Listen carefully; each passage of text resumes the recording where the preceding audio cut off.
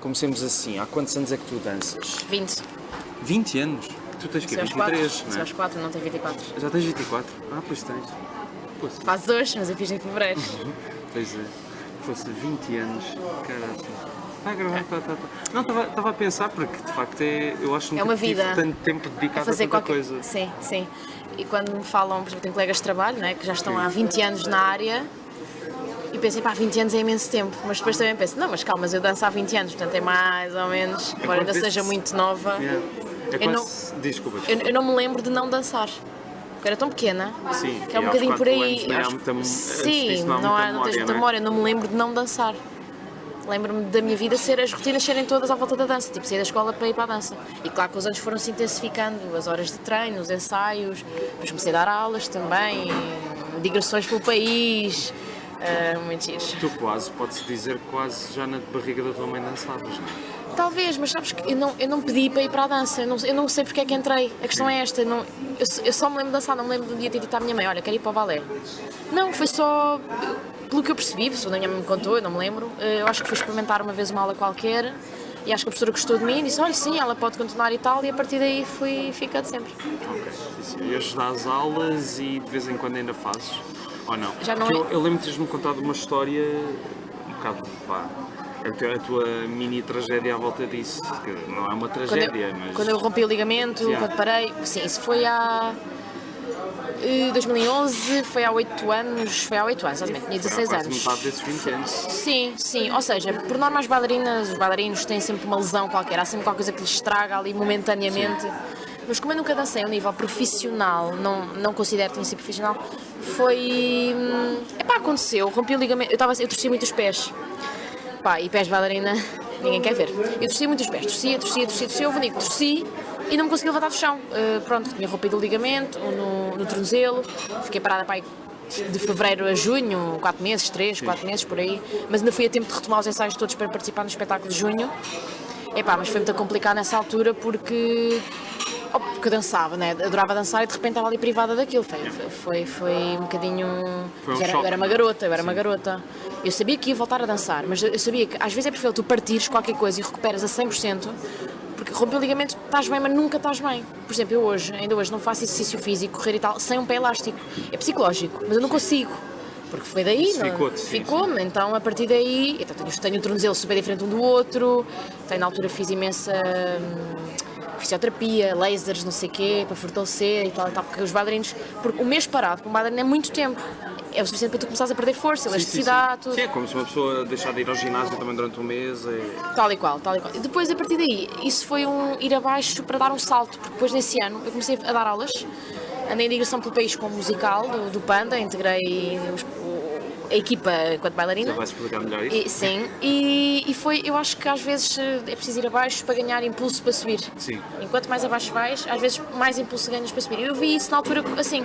Depois a partir daí correu tudo bem, nunca tive grande lesão mais. É tipo aquela coisa de andar um degrau para trás para depois subir 2, não é? Sim. Ou seja, Gustavo Santos, não é? É um bocadinho Gustavo Santos, mas há coisas que o Gustavo Santos diz que se aplicam na vida. Não é? Em geral, sim, mas isso eu acredito, acho que foi isso. Isto aplica-se a tudo na vida, às vezes tens de dar um passo atrás para dar 2 em frente, um bocadinho por aí. Não vamos continuar com a filosofia. Não vamos. Mas explica-me lá então, o que é que tu fazias exatamente com o Panda? Eras daquelas bailarinas... O Panda é um musical.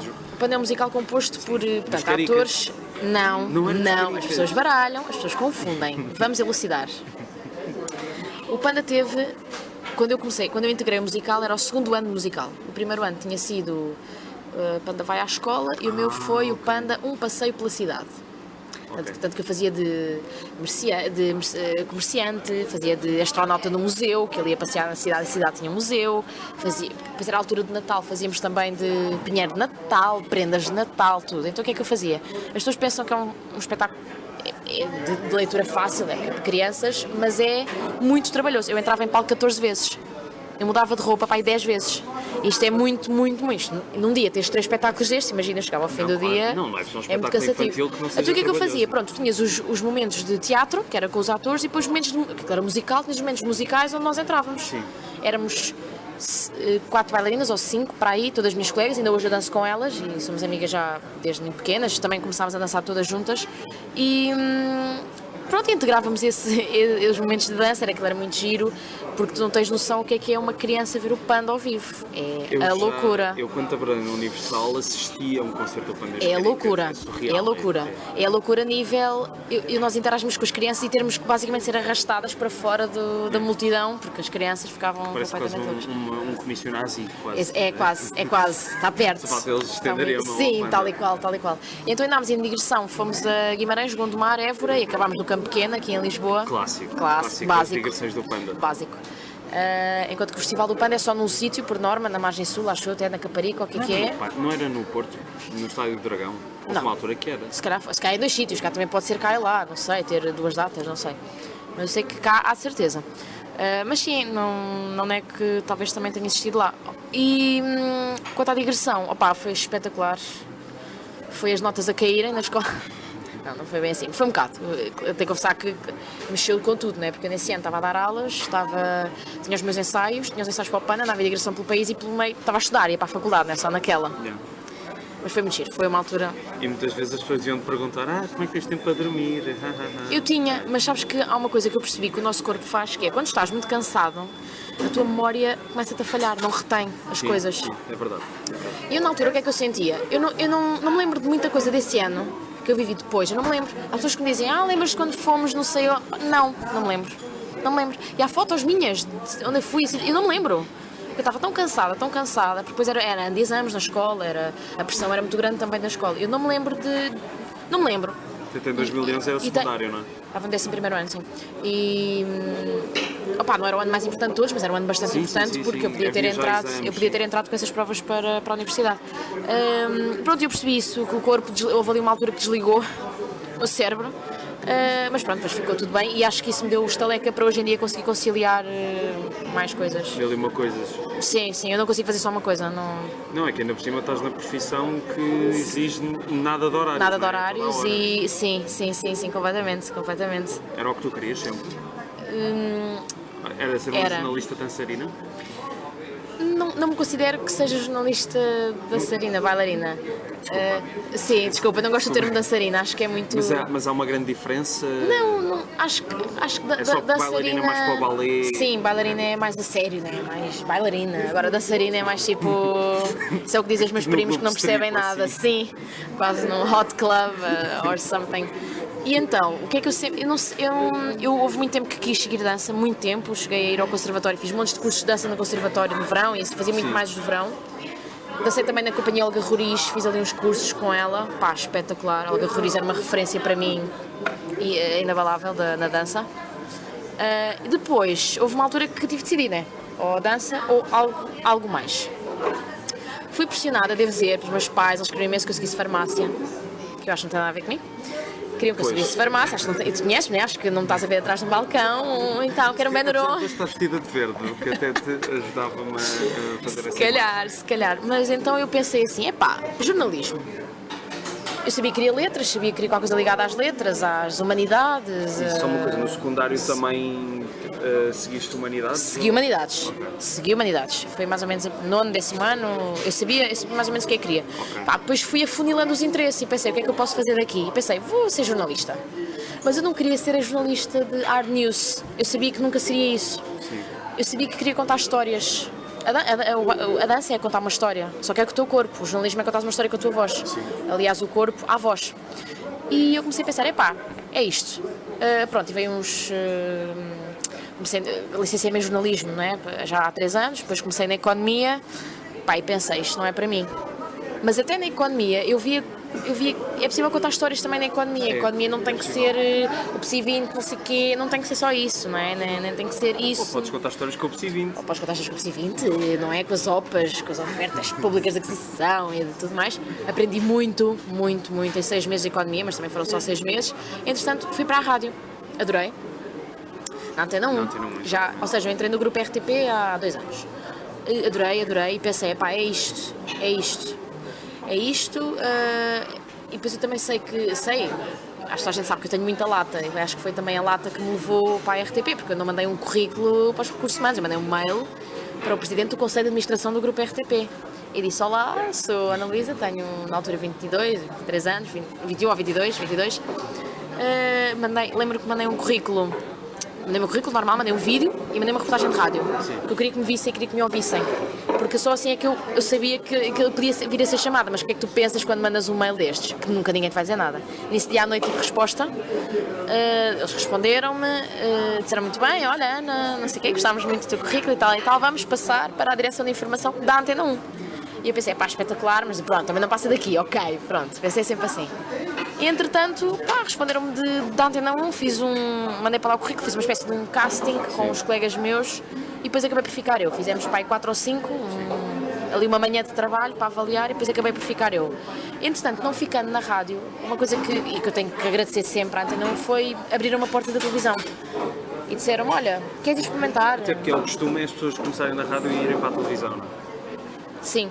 Mas é um costume por vontade das pessoas. A mim, não estou a dizer que não era a minha vontade, era e não era, porque eu dizia, claro que eu tinha muita curiosidade, mas eu não queria aquela coisa, eu quero ir para a televisão, isto é um meio para chegar à televisão. Não, se eu ficasse na Antena 1, eu também estava muito feliz, porque eu adorava a Antena 1. Não, mas eu estava a dizer isto porque quando eu trabalhei na RTP, quando eu dizia que gostava de ir para a rádio, que eles diziam que era mais difícil. Era ao contrário, porque sim, que era a inversão do caminho. Era a inversão do caminho, por norma ninguém faz isso, mas há muita gente que faz isso. Sobretudo que a televisão tem exigências que a rádio não tem. Claro, obviamente. E é muito mais desgastante fazer televisão do que fazer rádio. Sim. Até porque tens de estar preocupado com muito mais coisas do que na rádio, não tens que estar. Obviamente. E eu acho que a televisão perde um bocadinho a magia que a rádio tem, porque tu na rádio és muito mais descritivo. Obviamente, sim. Sim, Por exemplo, tu agora disseste, não sei o que, eu estou com um vestido verde e tal, se calhar quem nos vai ouvir, agora vai pensar, ok, ela está ali, tem um vestido verde, não sei o quê, agora digo, estás com a camisa aos quadrados, por acaso também tem verde. Por acaso Isto também tem verde, já é muito mais descritivo, isto é chegar à essência das coisas. Enquanto que a televisão mostra, né? A rádio explica, o jornal conta. Não, a rádio, como é que é? A televisão mostra aquilo que a rádio diz e que o jornal explica e conta. Pronto, exatamente, é isto. As coisas complementam-se umas às outras, mas estava a dizer que, entretanto, abriram uma porta da televisão, eu estive um mês na televisão, em janeiro de 2017, há 1 ano e meio, mais ou menos, um bocadinho menos.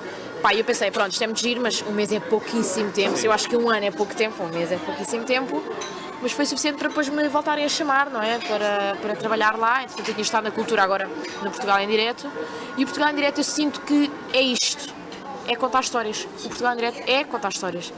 Portugal em Direto é ires onde os meios maiores não vão. É seres do meio maior e ires aos meios mais pequenos. Eu acho que isso é importantíssimo. Isso é importantíssimo. É importantíssimo. E é fugir do centralismo mas mesmo, ao mesmo tempo tu já tiveste algumas peças tuas do Portugal em Direto que seguiram para Sim, para o telejornal. Depende dos temas. Claro, eu faço muita coisa em Lisboa, atenção. Mas também faço muita coisa fora de Lisboa. Eu diria que é meio-meio. Em 3 peças faço uma em Lisboa, 2 fora, Santarém, Grande, mais longe que já Constância, é porque é o limite da nossa delegação. A sério? Sim. Se for Lisboa... daí é do Porto. Não, já fui às Caldas da Rainha. Fora da tua jurisdição? Não, é dentro ainda. Okay. Mas Leiria já não é. Já é para Coimbra. Ok, Coimbra. Já é para Coimbra, porque a RTP tem muitas delegações, temos essa facilidade, não é? Já fui às Caldas, a Constância, Santarém, eu passo a vida em Santarém. Há quem diga na RTP que devia haver uma delegação em Santarém para mim. Não há, claro. Já fui também a Grândola, mas eu vou muito mais para cima do que para... Fui uma vez a Grândola só. Mas tu tens 24 anos, mas eu acho que se as pessoas nos estiverem a ouvir e não se estiverem a ver, lá está, diriam que tu és muito mais velho.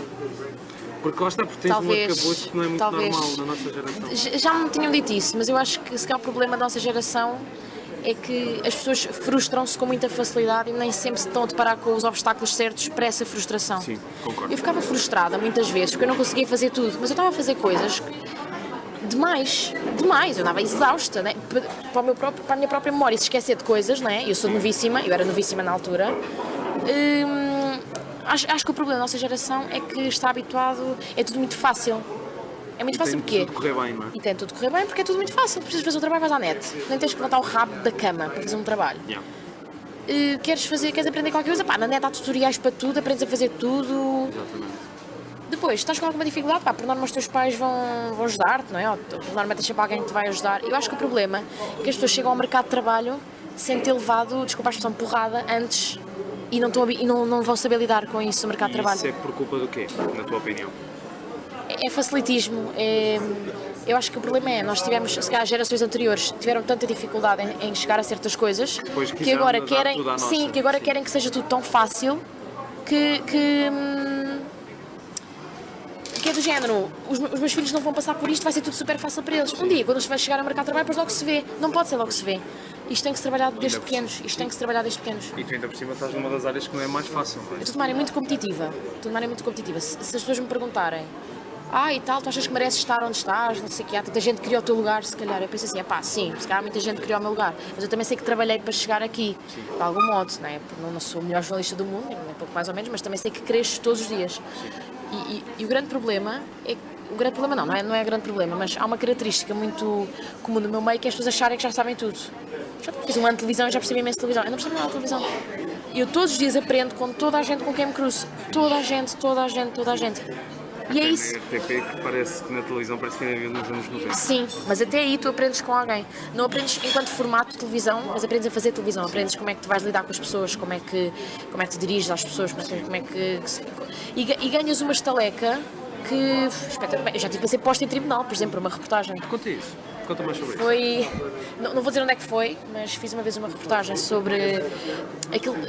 Estava ali envolvido quase um crime ambiental, e eu tomei conhecimento da reportagem, sei lá, 48 horas antes, uma coisa assim. Fui beber de toda a informação que tinha, porque, por norma, os meios locais têm muita coisa para ti.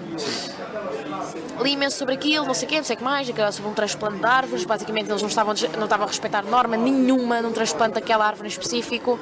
E o que eu disse na reportagem foi, socorri-me das imagens que tinha, porque lá está, a televisão dá-me essa prova, porque eu estive lá, eu vi, o telespectador viu, que eu tinha as imagens.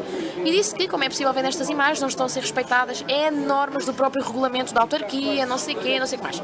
Recebi um mail a chamar-me de tudo, que eu era mentirosa, que o código deontológico de jornalista, o primeiro artigo dizia que o jornalista deve informar com rigor, exatidão, isenção, nananana. Aquilo, na altura, confesso, deitou-me um bocado abaixo, porque foi assim o primeiro grande impacto que eu tive com uma reportagem de 3 minutos, mas foi suficiente para aquilo me cair em cima. Eu, na altura, lembro-me que falei na RTP, uma reportagem não é feita só para mim, eu dou a cara, dou a voz, mas há quem deu a imagem, há quem tenha dado a imagem e há quem editou. E eu falei com eles, falei com o meu coordenador, falei com as FIAs, falei com toda a gente que podia, e toda a gente ficou do meu lado, porque eu sabia que tinha razão e porque eu me suportei. Depois fui contactar malta ligada ao ambiente, ligada às árvores, estudiosos, professores, catedráticos. Eu muni-me de todas as armas que podia para dizer, não, eu sei que tenho razão, porque eu tenho as pessoas a dizer-me que eu tenho razão, portanto eu tenho razão. E a questão foi, eu depois tive pessoas a dizer-me, ok, não interessa se fosse a tribunal ou se fizerem queixa ao provedor do ouvinte, qualquer coisa, nós seguramos-te. Isso foi importantíssimo para mim, ter essa segurança, ter alguém having my back, não é? Segurar-me, foi importantíssimo, mas fez-me perceber que isto vai-me acontecer imensas vezes. E fez-me perceber também que não vale a pena dormir com esses problemas na cabeça, não vale a pena. A não ser que esses problemas venham atrás de ti. A não ser que venham atrás de mim, mas como eu sabia que não viriam. E provavelmente no Portugal, no tipo de temas que o Portugal em direto trata, seria muito pouco provável que isso acontecesse. Não é pouco provável. A não ser que encontres, lá está. Eu já fiz alguns temas bastante frágeis, sim, diria. Sim, falar de uma reportagem que da foi Picheleira. Sim, exatamente. Essa também foi bastante... Tiveste reações? Tive ali algo... Não, mas tive a autarquia depois a dizer-me que se eu quisesse mais alguma informação, eu disse que não, porque era no local, não era fora. Se quisessem falar comigo, tinham falado ali. E não tive nenhuma repercussão negativa disso, mas percebi que era um tema muito sensível. E era uma zona... salas de chuto ao ar livre, né? Acho que não é preciso dizer mais nada. Foi um bom resumo. Uma sucursal do Casal Ventoso, estás a ver? Só que anos depois. E eu percebi que o jornalismo é isto mesmo. O jornalismo é mexer sempre com histórias que têm duas partes e há sempre uma delas que vai ficar incomodada. Por norma, sempre. Por norma há sempre isto vai acontecer. Mesmo que seja falar da Feira do Chouriço, alguém pode ficar incomodado. Não, aí já são mais... nesta aí é dar a conhecer. Há sempre alguém que fica incomodado com alguma coisa. Sim, e não vale a pena. E nada pode custar a tua paz, percebes? Nem no jornalismo, nem em lado nenhum, não... Isso bateu-me um bocado, porque eu nunca tinha recebido um mail assim, a ser ofendida, porque neste era um mail onde eles punham em CC 1000 pessoas para toda a gente ver o que é que estava a passar e para saberem quem é que eu era. Mas não me incomodou minimamente porque eu sabia que, eles não tinham nada a apontar-me, 2, eles iam perder o que quer que fosse, se bem me pusessem em tribunal, só iam perder dinheiro e ia ser uma burocracia, nunca mais íamos sair dali.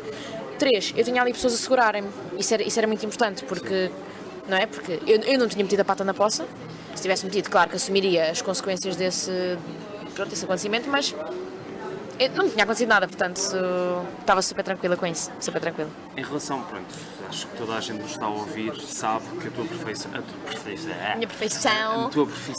é uma das que também é das mais desrespeitadas do país, em vários sentidos, não só a nível monetário, mas também a forma como as próprias pessoas têm a percepção do que é que os jornalistas fazem.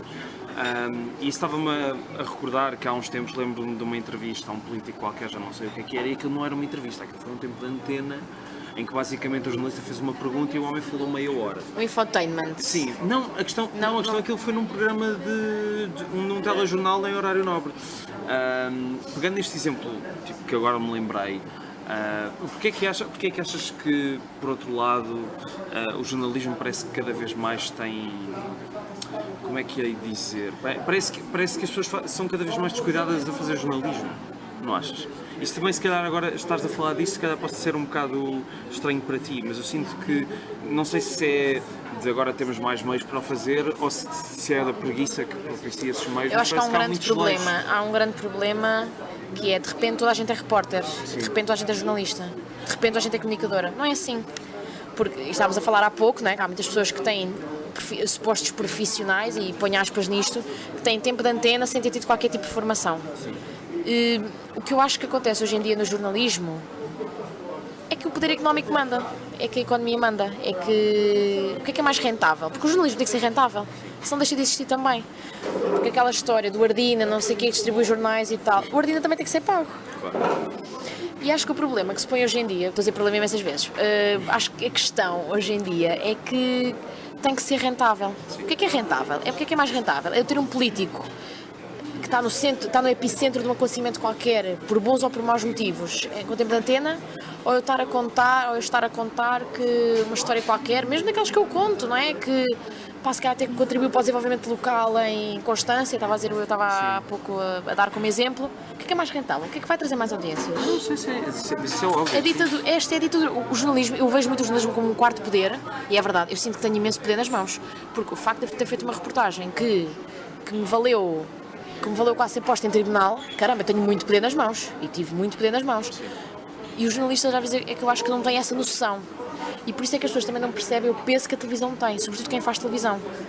É assustador, não é? É um bocadinho assustador. E hoje em dia quem manda é as audiências, é a ditadura das audiências.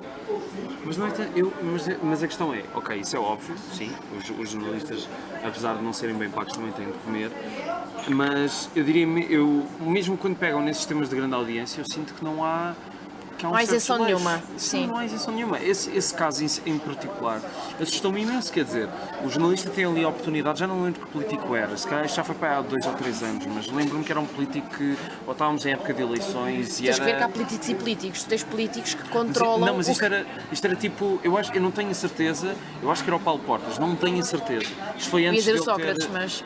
o Sócrates é outro que chegou a ter um programa de comentário político que durou 3 semanas. Mas quando tu tens uma pessoa dessas que é tão duvidosa e tem tanta coisa questionável e não a questionas nada... Há um problema em Portugal que é, não há nenhum meio de comunicação que assuma, a vertente política que o conduz. Há muito poucos. Tu tens em França o Le Monde, nos jornais, em Espanha, na Inglaterra, em que o editorial dos jornais são sempre este jornal é de esquerda, direita, whatever, mas assume. O jornal é assim, logo tu já sabes que a partir daquilo que tu vais ler, a partir daí vai ser enviesado à luz daquilo que os guia, a nível político. O problema que eu acho que há em Portugal é que nenhum meio que tu percebes, cada meio de comunicação, até porque quem financia a grande parte dos meios de comunicação são as pessoas de direita ou de esquerda. Essa é a primeira, ou grandes grupos económicos, empresas. Sim. E tu tens essa questão aí que é, em Portugal ninguém se assume assim.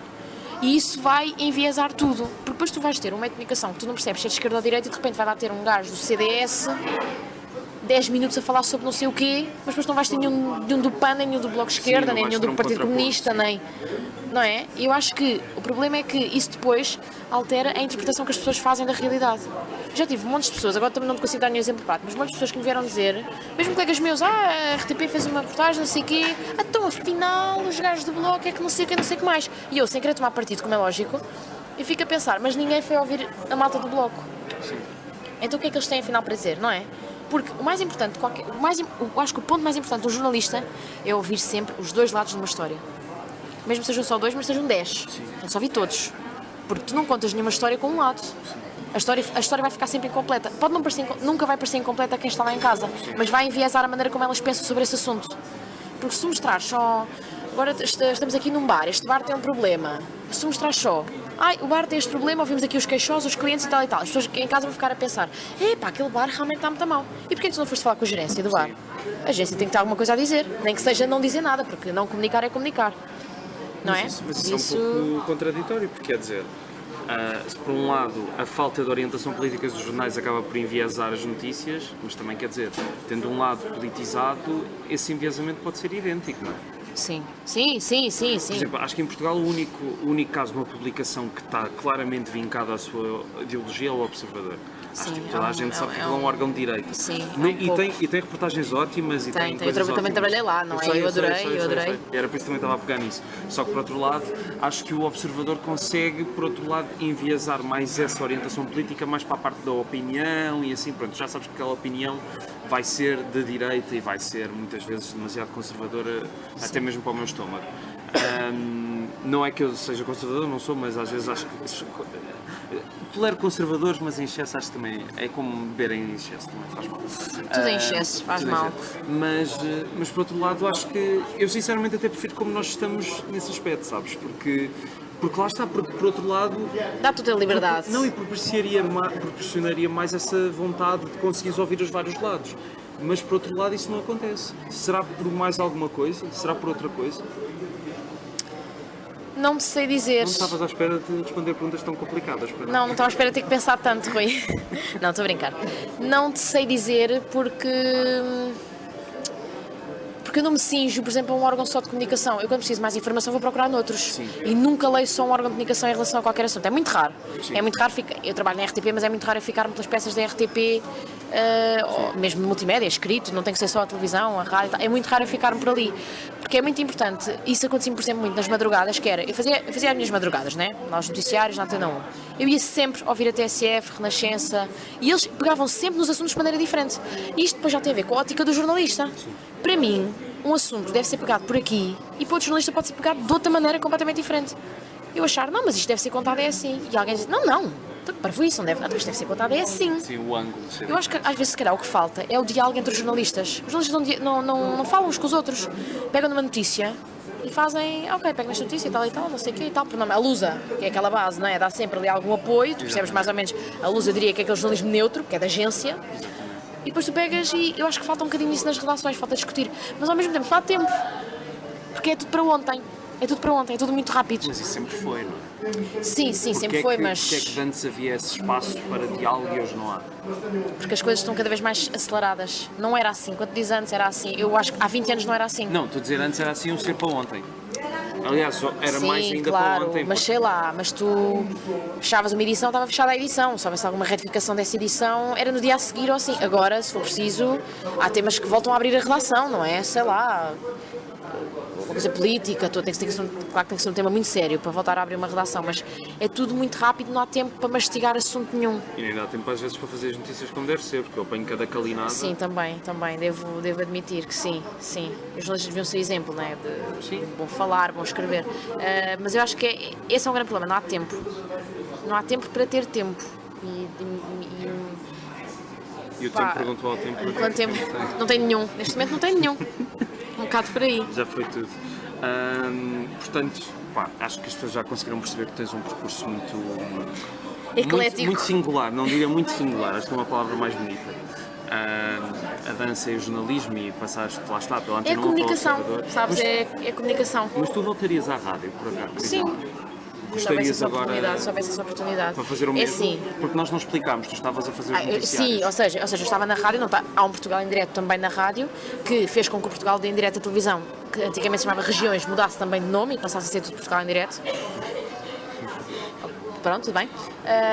Acho que é só um bocado confuso, porque nós passamos a vida a receber mails de pessoas que querem falar para a rádio e não para a televisão. Sim. eu gosto da televisão, gosto muito do que estou a fazer.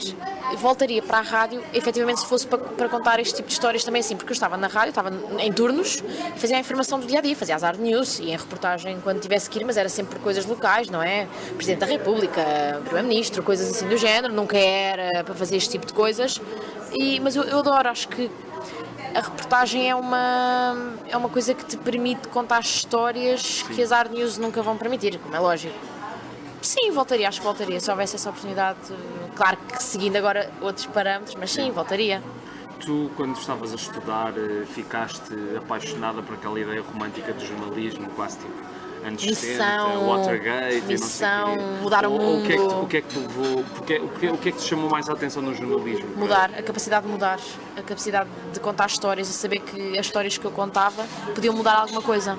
Para alguém, para bem ou para mal. E eu já me tinha percebido isso, muitas e muitas vezes. Eu já tive problemas que foram resolvidos porque eu disse que ia ao local fazer uma reportagem e as coisas resolveram-se por si. E depois é assim, RTP tem outro peso, não é? Sim, claro. Eu acho que foi esse sentido de, não diria missão, porque hoje em dia é impossível que alguém se deixe apaixonar por esta missão, que já não é missão nenhuma. Porque é não, continua a ser uma missão. Não, sim, mas no sentido... Paga, mas é uma missão. Pois, é do género. O jornalismo é muito giro nos primeiros anos, em que tu tens outras bases, não é? Que sustentam, digamos assim, mas a longo prazo é muito difícil. E é um trabalho onde as pessoas arriscam muito. E as pessoas não têm noção, mas é um trabalho onde se arrisca muito. Muito, quer dizer, imagina, eu quase fui posta em tribunal. E quem é que me dizia a mim que não vinha alguém atrás de mim? Não é? Sim. Coisas simples. E quem é que dizia que não vinha alguém atrás de mim? É um trabalho que me deixa mais vulnerável em certos aspectos.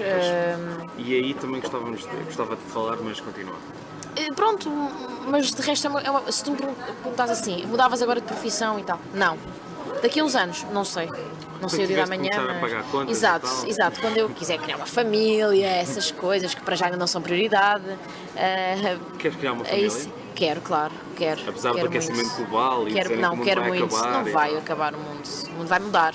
O mundo está em permanente mudança. Sim, vão ser tipo, em vez de ser 100 milhões de pessoas, vão ser 10 a lutarem por uma poça d'água.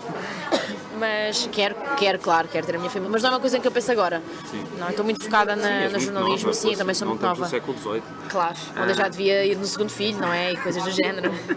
Mas falando nessa vulnerabilidade, era um tema que nós estávamos a falar em off e acho que de facto faz sentido. Se tu queres falar sobre isso, estás à vontade de falar sobre isso. Sim. Porque eu não sei se no jornalismo em geral isso costuma acontecer muito, a questão do assédio, mas pronto, eu contigo soube que aconteceram algumas coisas e que tu tens uma opinião muito vincada sobre isso e gostava que falasses um bocadinho. Ou seja, que sim, já me sabes, não é? Até porque somos amigos e às vezes falamos dessas coisas, já tive alguns episódios assim um bocado que eu fiquei assim um bocado que é isto. Sim. Mas eu tento relativizar tudo. Pá, eu relativizo tudo. E eu penso assim, porque a verdade é que isto podia acontecer comigo ou com outra rapariga qualquer, ou seja, não é por ser eu. Sim. Não me estou a desvalorizar, como é óbvio, mas há coisas que acontecem, meterem-se comigo, mandarem-me bocas nas reportagens. Eu já tive pessoas que mal me levaram a sério porque eu era muito nova. E eu tento combater isso da melhor maneira que sei, falando de outra maneira, agindo de outra maneira, vestindo-me de outra maneira. É que parece, não, mas estas coisas é estúpido, mas isto tem muito peso. E como é que eu vejo esta questão do assédio? Era disso que estávamos a falar há pouco. Eu acho que há uma grande diferença entre um bom elogio, uma coisa que até te alimenta o ego de alguma maneira, e assédio. Eu acho que o assédio é quando passa a linha e te começa a fazer sentir desconfortável. Eu, de muitas histórias que eu tenho, e já te contei algumas, eu nunca me senti assim tão desconfortável assim, porque eu sabia que estava no controle da situação e nunca me aconteceu nada. Nunca houve nada que me pusesse a minha segurança em risco. Agora, eu também sei que se calhar há coisas que já aconteceram comigo que para outras raparigas, mulheres, jovens mulheres, podiam ser gravíssimas. Atenção. Acho que hoje em dia está muito banalizada esta história do assédio. De repente a gente já foi assediada. Ai, sim. Coisas que para ti não têm valor, mas para outras pessoas poderiam justificar tribunais. Sim, porque repara, nós analisamos a vida à nossa volta à luz dos nossos valores, da cultura em que nós estamos inseridos, né? À luz dos teus ensinamentos, à luz daquilo que tu aprendeste em 20 anos, né? Ou 18 de escola. Analisamos tudo a essa luz. Agora, como eu sempre tive, foi tudo muito liberal, foi sempre tudo muito... Eu aprendi a relativizar muita coisa. Para o bem e para o mal, quer dizer, imagina, para mim, uma coisa boa nunca é assim tão boa e uma coisa má nunca é assim tão má. Mas isto é uma aprendizagem também. E isto em relação ao assédio. Eu vejo muitas coisas e vejo muitas pessoas a falar de coisas que eu penso... Pá, não é. É claro que eu também não sou daquelas de a pessoa pôs-se a jeito, não sei o quê. Ninguém se põe a jeito para nada. Não é? Não, obviamente que não. Porque tu vestes como tu Isso é bem a mentalidade entenderes. muito Isto é a portuguesa, mentalidade sim. muito arcaica. Tu vestes como tu quiseres, tu maquilhas-te como tu quiseres, tu fazes o que tu entendes com o teu corpo. Sim. E ninguém tem que achar que te estás a pôr a jeito para outra pessoa, como é lógico. Até porque eu acho que as nossas ações devem partir e devem chegar primeiro a nós. Sim. Eu faço as coisas de mim para mim. Se isto trouxer algum benefício a mais alguém, ok, agora é de mim para mim. E a questão é que eu acho que esta história do assédio, há muitos homens, e digo mais homens porque é isto que me acontece mais, que acham que as mulheres se arranjam para eles e que estão a provocá-los a eles e que estão não sei o que eles. Agora, o truque é relativizar. É por isso que eu relativizo. Eu não dou asa a grandes conversas, não dou sorrir e acenar. Eu sou uma pessoa até relativamente bem disposta, sorridente e tal. Isso pode confundir, Sim. pode parecer que eu estou interessada em alguma coisa, por 99% dos casos não estou. Sim. Mas eu acho que é essa a diferença, por exemplo, acho que mesmo que um homem seja tipo atraente para uma mulher nunca vai agir da mesma maneira que um homem age com uma mulher. Acho que um homem lá está, é isso, acha que sempre que estão a falar Sim, com ele, não é? que é estão a com apontar para ele. é para ele. Ela vestiu-se assim, é para mim, de Isto certeza. é tudo Ela se vestiu assim é porque quer. Isto Não. é tu numa televisão que Não é é assim. dominada por pessoas Não de é uma idade assim. extremamente avançada. E homens. E homens, exatamente. Mas achas que... O que é que... Porque é assim, algumas histórias que tu me contaste, eu se calhar acharia que, pá, são graves. São graves. Sim. Sabes que alguma. Metade delas já nem me lembro, porque eu faço reset. Eu tipo, pá, aconteceu, olha, vou à minha vida. E até porque eu não posso queixar, porque na RTP eu tenho muito bons colegas de trabalho que me protegem muito no terreno. Eu tenho perfeita noção que se me acontecer alguma coisa no terreno, eles são os primeiros a quem. Sim, são os primeiros a ir ajudar-me. São os primeiros a meter-se comigo e são os primeiros a ir ajudar-me. E é assim que se estabelece. Tens de ter boa relação com as pessoas com quem vais trabalhar, não é? Convém. E portanto nunca me. Sempre foi tranquilo, não sei, eu não sei se é de mim. Há muitas pessoas que também já me disseram isso que tu disseste, que eu se calhar relativizo demasiado as coisas. Pá, Eu não mas... disse que tu relativizavas, eu dizia que da minha perspectiva... Sim, parecem mais graves do que na minha, mas pá, não sei, eu não, honestamente, é um tema que eu acho que está a ser sobrevalorizado. Okay. É claro que eu não estou a falar de violações, eu não estou a falar nada disso. Eu estou a falar do assédio, estou a falar do piropo, estou a falar de uma mãozinha aqui e ali, que nunca aconteceu comigo, por exemplo. Opa, portanto, eu acho que são coisas que efetivamente devem ser relativizadas. Agora, eu também acho que se aconteceu alguma coisa de errado, essa coisa é para ser falada agora. Não é para se discutir daqui a 30 anos, como nós estamos a discutir agora coisas dos anos 80. Mas isso também tem a ver com várias coisas. Eu sei que há muitos fatores aqui jogados, pessoas que tinham muito poder. Sim, claro. Agora, deve-se tentar combater isso ao máximo. Mas é muito difícil. É muito difícil, sei. Então, há tanta coisa em Portugal que nunca... Tipo, por exemplo, o processo de Casa Pia nunca foi resolvido. Nem nunca vai ser. E nem nunca vai ser. Tipo, como é que... É claro, quando me aparece um desses casos de abuso sexual e dizem que foi há 20 anos, há sempre essa reação das pessoas, estou a falar agora, é porque querem aproveitar-se de alguma coisa. Mas de facto é muito difícil na altura ter feito... Sim. Porque como é que tu fazes frente a esse poder, não é? Claro. Achas que a única como é que é dizer isto? A forma como tu vais olhar para isso de outra maneira depende de se aquilo começa a afetar-te psicologicamente e o teu trabalho também. Portanto, até agora nunca afetou o teu trabalho. Não. Sabes nem no terreno. Dizer coisas mais bombásticas. Não, nunca houve nada. Tô brincando. Nunca houve nada que. Não, afetar o meu trabalho nunca. Nem eu permito isso. Afetar-me, é assim, claro que às vezes há. Eu fico a pensar, não vou dizer que não, eu fico a pensar em muitas coisas, mas como por norma eu tenho sempre outras em que pensar, mais importantes, eu desligo um bocadinho daí. Agora, eu sei de muitos casos, sei de muitas queixas, por exemplo, na RTP que já foram feitas, a meu ver, não justificava uma queixa. Porque uma queixa depois é uma queixa vai deixar mal a queixosa ou o queixoso, vai deixar mal o agressor, né, entre aspas, vai criar ali mau ambiente, e às vezes as coisas resolvem-se com uma conversa, não é? Sim. Porque às vezes, se alguém passa aquilo que para nós são os limites, nós temos de dizer, olha, não gosto que me digas isso, ou não gosto que me faças isso, porque me fazes sentir de determinada maneira. Agora, se a pessoa insiste, ok, não é? Portanto, acho que para dançar o tango são sempre precisos dois. Não, mas é daquelas coisas. Eu não sou fã de extremos, mas sinto que neste caso é importante no sentido em que eu cresci e trabalhei em vários sítios e nunca, nem na minha cabeça passou pela cabeça tipo, que um piropo ou tipo, que apalpar alguém fosse uma coisa aceitável. Sim, Portanto, sim. porque é que essas pessoas têm de achar que é? Claro, percebes? claro. Portanto, acho que por outro lado esse extremo é bom para tentar evitar essas coisas e para as pessoas estarem todas bem umas com as outras. Não estou a dizer tipo, ser um ambiente bem antissético e ninguém, tipo, cada um está na sua redoma. Mas por outro lado sinto que se calhar nesse caso o extremo pode ser um bocado importante. Sim, entendo o que é que dizes, mas mais uma vez, e sendo rapariga, mulher, estando do outro lado da barricada, acho que Nós estamos todos no mesmo lado. estamos todos do mesmo lado, sim. Mas, por exemplo, eu ouço ainda muitos comentários de amigos meus, quando eu digo que alguém se meteu comigo, ou qualquer coisa, pois, então, mas se vais de vestido, estás à espera do quê? Se te maquilhas, estás à espera do quê? Estou à espera do quê? Estou à espera de ser respeitada, como qualquer outro dia da minha vida, em que eu vou de calças e de casaco comprido e de...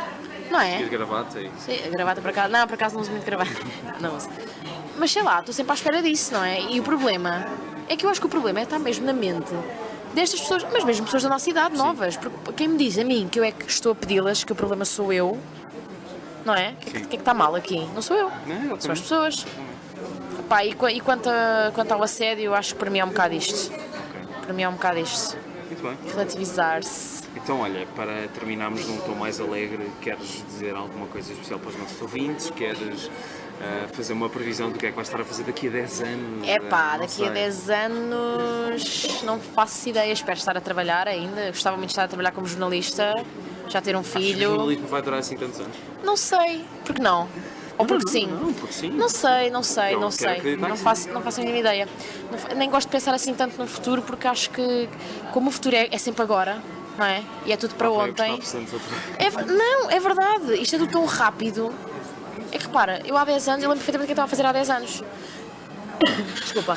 E lembro-me perfeitamente, mas não consigo percepcionar o que é que vou estar a fazer daqui a 10, mas não sei, eu queria deixar aqui uma nota de que pode parecer que eu faço muita coisa e não sei o quê, mas há quem faça muito mais do que eu. Eu acho que é sempre possível fazer o que nós quisermos, desde que sejamos organizados. Mas essas pessoas têm dias de 48 horas, não é? Pô, é que fazes mesmo muita. Tu consegues estar em todo lado, basicamente. Sim, em todo lado, mas sabes, também isso é um bocadinho cansativo. É um bocadinho cansativo. Mas faz o que se pode. Eu acho que é assim, é aquela expressão de quem corre por gosto não cansa, é mentira. É do género, quem corre por gosto cansa, mas não farta. Olha que É por aí. Olha que lindo final. Vamos acabar aqui. O que é que achas? Acho que sim. Acho Então, que olha, sim.